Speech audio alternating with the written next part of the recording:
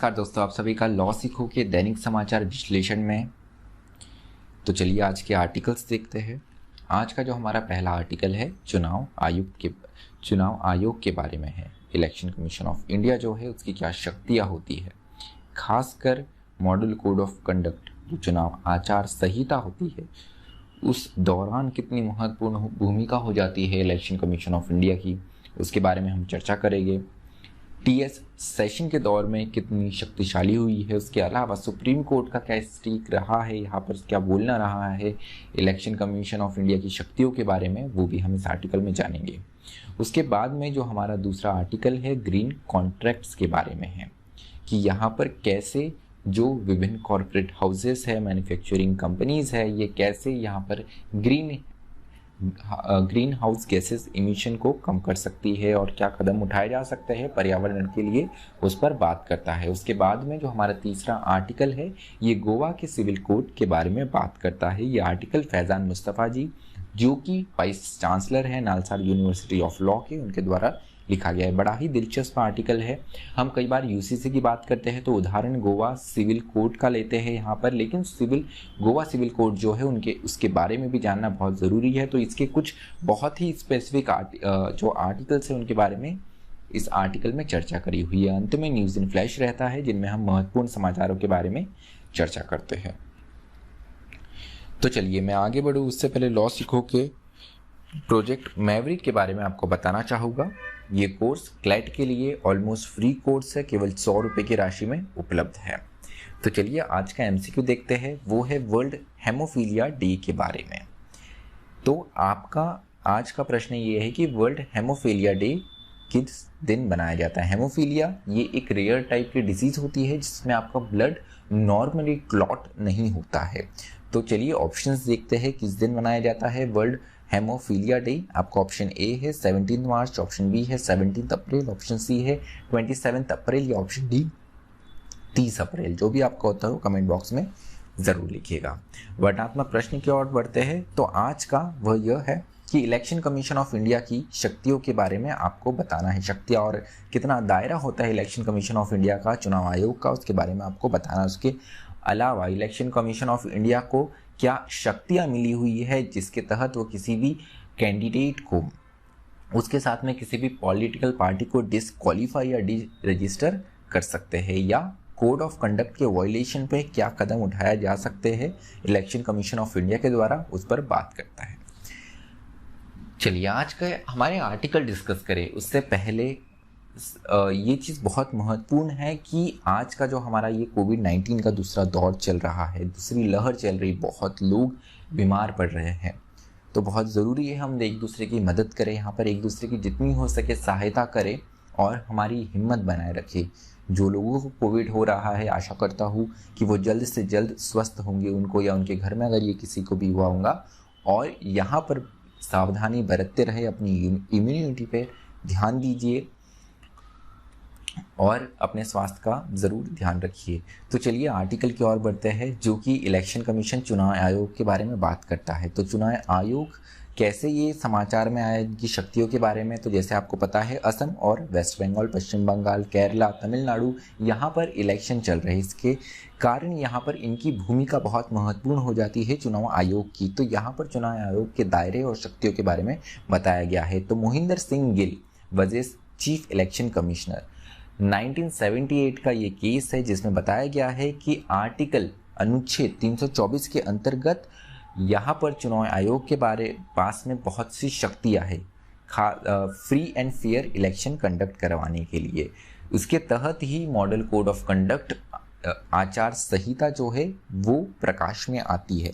तो यहाँ पर ये मॉडल कोड ऑफ कंडक्ट जो है, आचार संहिता जो है, ये गाइडलाइन सेट करता है पॉलिटिकल पार्टीज़ के लिए चुनाव के दौरान। उसके अलावा अगर हम इसका ट्रेस देखें, इसकी हिस्ट्री देखें, तो 1960 के दौर में हमें ये केरला में सबसे पहली बार इम्प्लीमेंट होता दिखा। इसकी इन्फोर्सिबिलिटी की बात करें तो यहाँ पर इसको लेकर थोड़ा कन्फ्यूजन हमेशा से बना रहता है कि इलेक्शन कमीशन ऑफ इंडिया जो है इसकी शक्तियों को किस प्रकार से इन्फोर्स किया जाएगा, लागू किया जाएगा, प्रभाव में लाया जाएगा। क्योंकि यहाँ पर आपको पता है इलेक्शन कमीशन के पास में शक्तियाँ तो है, लेकिन इनके पास में इन्फोर्स करने के लिए ऐसी कोई पर्टिकुलर एजेंसी है नहीं। पुलिस आपके पास में रहती है जो कि सिर्फ मॉडल कोड ऑफ कंडक्ट के समय ही इलेक्शन कमीशन ऑफ इंडिया की यहाँ पर दायरे में आ जाती है। फिर वो सरकारें जो होती है इलेक्टेड गवर्नमेंट, उन्हीं के द्वारा ये फोर्सेस चलाई जाती है। तो आपको एडहॉक बेसिस पे फोर्स मिलती है इन्फोर्स करवाने के लिए, वो भी लिमिटेड शक्तियों के साथ में। तो यहाँ पर पैरा 16A जो है election symbols reservation and allotment order 1968 का, जो कि अलाउ करता है यहाँ पर किसी भी पॉलिटिकल पार्टी का रिकॉग्निशन, सस्पेंड या विड्रॉ करने का। अब यहाँ पर बात ये आ जाती है, if it refuses to observe model code of conduct, तो बात यहाँ पर ये आती है कि अगर मॉडल कोड ऑफ कंडक्ट आप नहीं यहाँ पर लागू करने के लिए यहाँ पर आप रिफ्यूज़ कर देते हैं, तो यहाँ पर आयोग के पास में ये शक्ति तो है कि वो किसी भी निलंबित कर सकती है, सस्पेंड या विड्रॉ कर सकती है, लेकिन वास्तविकता में देखिए तो क्या ये लीगली सस्टेनेबल है, ये हमेशा प्रश्न एक बना रहता है। उसके अलावा ट्रांसफ़र ऑफ ऑफिशियल्स की बात करें तो मोहिंदर गिल केस में ये बताया गया है कि Election Commission of India can withdraw power from article 324 only when no law exist which governs a particular matter. तो यहाँ पर अगर कोई लॉ है ही नहीं, उसी स्थिति में अनुच्छेद 324 जो है उसको प्रभाव में लाया जा सकता है, चुनाव आयोग के द्वारा यहाँ पर उसको इस्तेमाल में लाया जा सकता है। Transfer of official is government by article 309 which can not be bypassed by election commission under article 324। तो यहाँ पर जो ट्रांसफ़र की पावर रहती है, ऑफिशियल्स जो है, जो अधिकारी लोग हैं, इन्हें अगर आप स्थानांतरण इनका करना चाहते हैं, इनकी बदली करना चाहते हैं, ट्रांसफ़र करना चाहते हैं, तो ये शक्ति गवर्नमेंट के पास में होती है। अनुच्छेद 309 के अंतर्गत यहाँ पर इलेक्शन कमीशन ऑफ इंडिया जो है अपनी क्या पावर, 309 की जो पावर है सरकार के पास में, क्या उसको बाईपास करके अपनी जो पावर दी, उनकी पावर दी गई है 324 के अंतर्गत आयोग के पास में, क्या इसको प्रभाव में ला सकती है? ये भी एक सवाल बना हुआ रहता है। यहाँ पर एडमिनिस्ट्रेटिव मूव्स की बात करें तो सुप्रीम कोर्ट ने S Subramaniam Balaji versus government of Tamil Nadu, जो 2013 का केस है, इसमें बताया गया कि distribution of colour TV, cycles etcetera done promised by government is nature of welfare and is permissible during election. तो यहाँ पे इलेक्शन के दौर में प्रॉमिस किया जाता है कि अगर हमारी सरकार आएंगी तो हम आपको टीवी देंगे, साइकिल देंगे, यहाँ पे पब्लिक वेलफेयर कुछ स्कीम्स लाएंगे, तो इसको नेचर ऑफ वेलफेयर माना गया है। और यहाँ पर जो है आचार संहिता या किसी भी तरीके के कंडक्ट ये वायलेट नहीं करता है बेसिक प्रिंसिपल्स गाइडलाइंस जो कि इलेक्शन कमीशन ऑफ इंडिया के द्वारा दी जाती है। प्रश्न यहाँ पर ये उठता है कि हाल ही में पैंडेमिक के इस दौर में केरला की जो गवर्नमेंट है, लेफ्ट सरकार है यहाँ पर, तो उनके द्वारा फूड किट बांटी जा रही थी। अब यहाँ पर जो अपोजिशन के लीडर है केरला में, उन्हें शिकायत करती है, जिसके द्वारा जो चुनाव आयोग है इन्होंने माना कि हाँ फूड पैकेट जो बांटना है वो गलत है। तो इस आर्टिकल में सवाल उठाया गया है कि आप कलर टीवी, साइकिल्स और इनको वेलफेयर मानते हैं, लेकिन जो कि भूखमरी जैसी समस्या से आपको बचा सकती है जो फूड किट्स है, ये गलत कैसे हो सकती है? तो ये भी अपने आप में एक प्रश्न उठाया गया है राइटर के द्वारा इस आर्टिकल में। तो यहाँ पे इलेक्शन कमीशन ऑफ इंडिया की जो है बहुत ही महत्वपूर्ण भूमिका होती है, कॉन्स्टिट्यूंसीज के डिवीजन से लेकर तो यहाँ पर चुनाव के निर्णय देने तक, और कोई भी अगर डिस्प्यूट होती है तो उसे रिजॉल्व करने तक बड़ी महत्वपूर्ण भूमिका में रहता है। उसके बाद में जो हमारा दूसरा आर्टिकल है मीटिंग ऑब्लिगेशन ग्रीन कॉन्ट्रैक्ट्स, तो यहाँ पर ग्रीन कॉन्ट्रैक्ट्स क्या होते हैं उनके बारे में जानेंगे। तो यहाँ पर समाचार में कैसे आया पहले वो देख लेते हैं। So the increasing concerns about climate change, जलवायु परिवर्तन को लेकर काफ़ी कंसर्न्स उठाए गए हैं। To the need for enhanced effort toward achieving sustainable growth goals, तो यहाँ पर जो सतत विकास लक्ष्य है उन्हें पाने के लिए क्लाइमेट चेंज जो है इस समस्या से निदान पाना बहुत महत्वपूर्ण हो जाता है।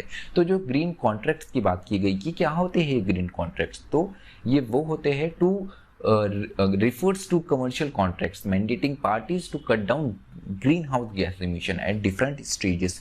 तो अपने अलग अलग स्टेजेस पर यहाँ पर जो ग्रीन हाउस गैस है उसके एमिशन को, उसको उत्सर्जन को कमी लाना, कैसे इसे कट डाउन किया जा सकता है, इसे ही ग्रीन कॉन्ट्रैक्ट्स का माना जाता है। तो उसके लिए जो कमर्शियल कॉन्ट्रैक्ट्स लाए जाते हैं वो ग्रीन कॉन्ट्रैक्ट्स संक्षिप्त में कहलाते हैं। तो इम्प्लीमेंटेशन की अगर हम बात करें तो इनका इम्प्लीमेंटेशन टेंडर के टाइम से स्टार्ट होता है। जैसे ग्रीन टेंडर की आप प्रक्रिया जानते हैं जिसमें ई टेंडर होता है, और कैसे कम से कम यहाँ पर हमारे पर्यावरण को कम हानि पहुँचे उसको देखते हुए टेंडर यहाँ पर टेंडर्स के लिए विज्ञप्ति दी जाती है। तो ये तो पहला कदम हो गया। उसके अलावा ग्रीन क्वालिफिकेशन की अगर हम बात करें तो ranges from using pre defined percentage of green energy. तो यहाँ पर एक प्री डिफाइंड एक निश्चित प्रतिशत आपको ग्रीन एनर्जी उपयोग करना बहुत ही आवश्यक हो जाता है। तो सर्विस डिलीवरी की अगर बात करें तो service delivery inadequate on site waste management reducing carbon emission by certain level. तो यहाँ पर एक तो वेस्ट मैनेजमेंट कि आप जो भी कचरा प्रोड्यूस करते हो उसका मैनेजमेंट कैसे करेंगे, कैसे रिसाइकल करेंगे, किस प्रकार से उनका सेग्रीगेशन करेंगे, ये महत्वपूर्ण हो जाता है। उसके अलावा कार्बन एमिशन, कार्बन उत्सर्जन कैसे कम से कम किया जाएगा। एट सर्टेन लेवल लाके हम उसको पूरा खत्म तो नहीं कर सकते हैं, शून्य तो नहीं कर सकते, लेकिन कम से कम लेवल तक स्तर पर हम उसको ला सकते हैं। तो मीटिंग ऑब्लिगेशन की बात अगर करें हम तो ways to ensure service provider adhere to their contractual obligation. तो जो सर्विस प्रोवाइडर है ये उनके कॉन्ट्रेक्चुअल ऑब्लिगेशन से बने रहे, उसके लिए हम क्या कर सकते हैं, एक मेजरमेंट क्राइटेरिया प्रोड्यूस कर सकते हैं। कॉन्ट्रैक्टर ने जो भी वर्क परफॉर्म किया है उसका हम ऑडिट करवा सकते हैं। उसके अलावा यहाँ पर make sure that flow down to all levels of the supply chain. तो सप्लाई चेन में अलग अलग स्तर पर हम कैसे इसको लागू कर सकते हैं delivery of goods and services को लेकर, ये भी महत्वपूर्ण हो जाता है। उसके अलावा यहाँ पर बात यह है कि degree of effecting a greenhouse contract will depend on types of contract and the industry to which it relates। तो यहाँ पर हर इंडस्ट्री की बेसिस पर इसे लाना ज़रूरी रहता है, कहाँ पर कितना डिग्री, अगर स्कोप ज़्यादा है वहाँ पे ग्रीन कॉन्ट्रैक्ट्स का तो वहाँ पर हमको उस तरीके से परिवर्तन लाने की आवश्यकता है। इसके अलावा कॉन्ट्रैक्चुअल क्लॉसेस की बात करें तो makes the obligation binding and enforceable in eyes of law.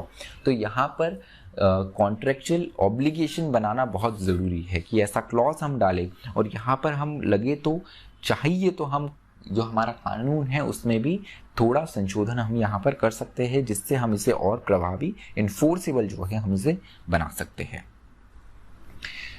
तो चलिए गोवा के सिविल कोड के बारे में बात करेंगे। थोड़ा बड़ा आर्टिकल है, थोड़ा ज़्यादा समय ले सकता है, तो यहाँ पर मेरा थोड़ा स्वास्थ्य भी ठीक नहीं है, उसके चलते थोड़ा समय भी लग सकता है। तो यहाँ पर मैं अपनी कोशिश करूँगा कि अच्छे से जितना हो सका उतना अच्छे से आपको समझाने की इसे कोशिश करूँ। तो यहाँ पर न्यूज़ में क्यों है ये, तो चीफ जस्टिस ऑफ इंडिया जो है जस्टिस बोबडे, इन्होंने तारीफ करी है गोवा के यूसीसी की।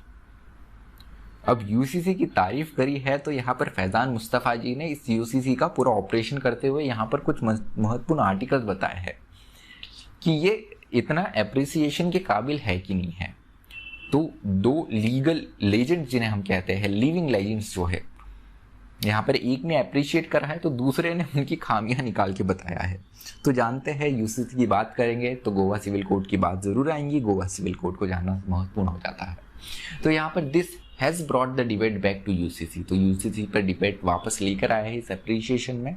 तो यहाँ पर लॉ कमीशन ऑफ इंडिया जो है, जो कि कानूनों को लेकर सलाह देता है, ये आयोग, तो यहाँ पर लॉ कमीशन ने 2018 में बताया है कि यूसीसी यूनिफॉर्म सिविल कोड ये फिजिबल नहीं है, ना ही ये डिजायरेबल है। तो क्यों नहीं है, और इसको देखते हुए गोवा सिविल कोड का जो उदाहरण है ये क्या सही ठहरता है क्या, उस पर बात करेंगे। तो मैरिज और प्रॉपर्टी की अगर हम बात करें तो आर्टिकल 1057 ऑफ गोवा कोड जो है ये कहता है कि मैरिज के रजिस्ट्रेशन जो है, पंजीयन जो है, ये ज़रूरी होता है। अब lacks uniformity between Catholic and non Catholics. अब रजिस्ट्रेशन के बाद जो है ये क्रिश्चियंस में ही, क्रिश्चियन कम्युनिटी में ही, अब सारी कम्युनिटी के लिए एक ही अगर लॉ होता है, सिविल कोड होता है, तो हम उसे यूनिफॉर्म सिविल कोड कहते हैं। गोवा उसका उदाहरण है, हम जनरली ये मानते हैं। लेकिन यहाँ पर आर्टिकल 1057 जो है गोवा कोड का, ये कहता है कि इस मैरिज का रजिस्ट्रेशन होना ज़रूरी है। लेकिन कैथलिक और नॉन कैथलिक जो कि क्रिश्चियन समुदाय में ही अलग अलग जो कम्युनिटीज़ हैं उनके लिए अलग अलग कानून है कि यहाँ पर यूनिफॉर्मिटी एक पर्टिकुलर, आप यहाँ पर रजिस्ट्रेशन दोनों में अलग अलग प्रक्रिया है और अलग अलग रिक्वायरमेंट्स हैं।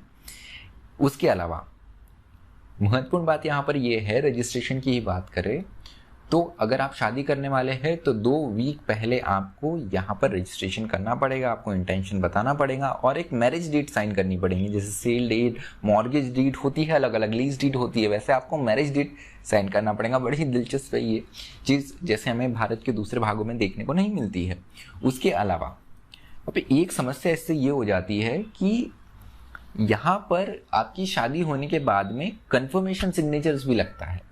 तो कई बार बहुत सी महिलाओं को ये पता ही नहीं होता है कि भाई कंफर्मेशन सिग्नेचर करना जरूरी है।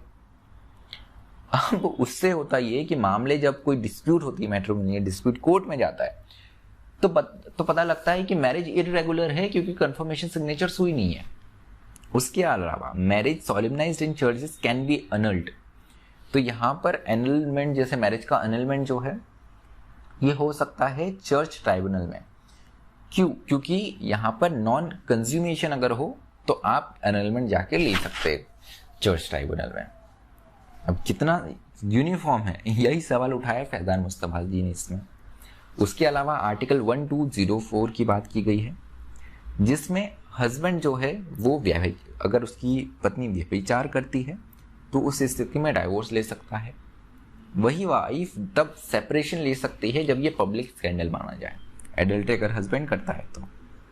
उसके अलावा आर्टिकल 3 क्या कहता है? आर्टिकल 3 कहता है degree of gentile Hindu usage and custom of Goa 1880।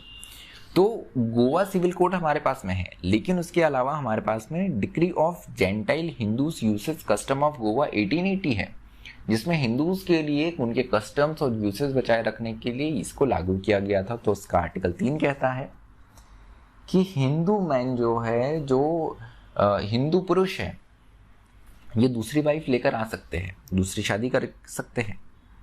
उसके लिए स्थिति दी हुई है कि अगर वाइफ की उम्र 25 साल हो गई, हस्बैंड की, पुरुष की आयु 30 वर्ष हो गई और उनको कोई भी बेटा नहीं होता है, ऐसी स्थिति में पुरुष, वो हस्बैंड, वो पति दूसरी शादी कर सकता है, contrary to both IPC and Hindu Marriage Act. तो आईपीसी और हिंदू मैरिज एक्ट दोनों के अगेंस्ट ये जाता है। उसके अलावा आर्टिकल 1056 जो है, terms marriage a perpetual contract between person of different race than a sacrament.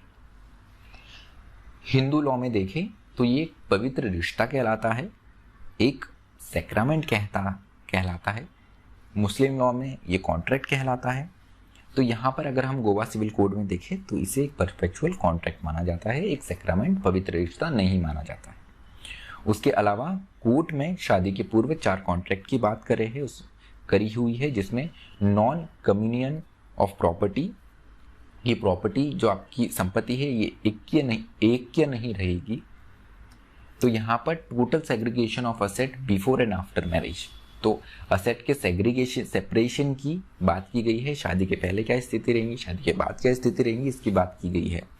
ये थोड़ा हमें मुस्लिम लॉ में जिस प्रकार से बताया गया है वो हमें देखने को मिलता है। जैसे आप पूरी अपनी प्रॉपर्टी डिस्पोज नहीं कर सकते हैं, आपको पर्टिकुलर परसेंटेज जो है वही आप विल से डिस्पोज कर सकते हैं, ऐसे कुछ प्रावधान इस कोड में देखने को मिलते हैं। डोटल रिजिम की बात की गई है, जिसमें bride's share of father's property is given to husband, कि पत्नी का जो हक है वो उसके पति को दिया जाएगा। पत्नी के जो पिता है, जो दुल्हन है, उसके पिता उसकी बेटी को नहीं दे सकते हैं, बेटी के पति मतलब अर्थात दामाद को देना पड़ेगा।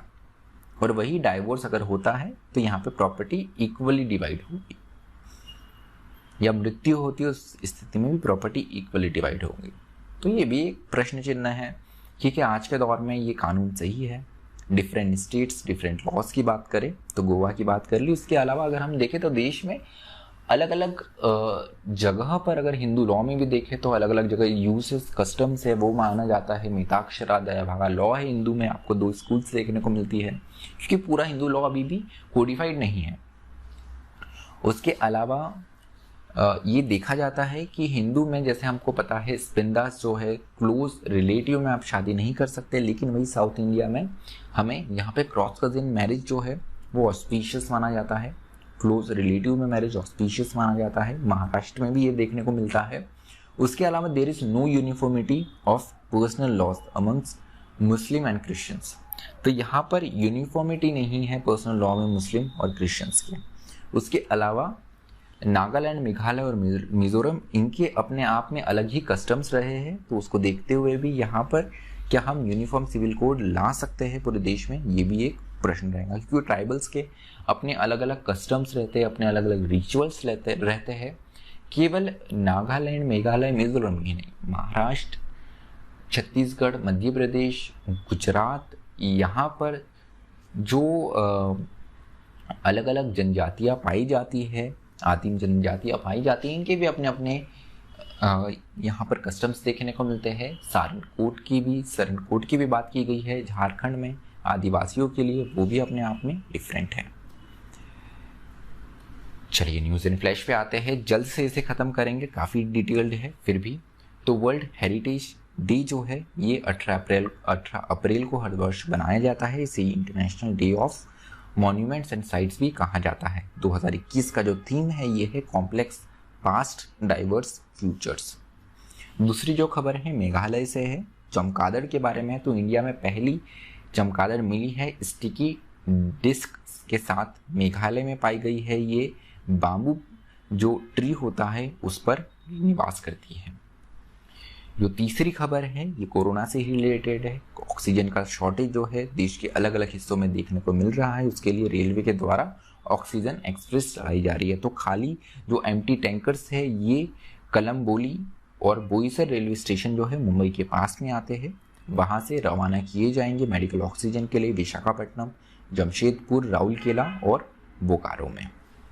चलिए आज का विश्लेषण हमारा यही समाप्त होता है। मुझे सुनने के लिए आप सभी का धन्यवाद। अधिक जानकारी के लिए लॉ सीखो की वेबसाइट आप विजिट कर सकते हैं। Thank you. Stay tuned to law सीखो।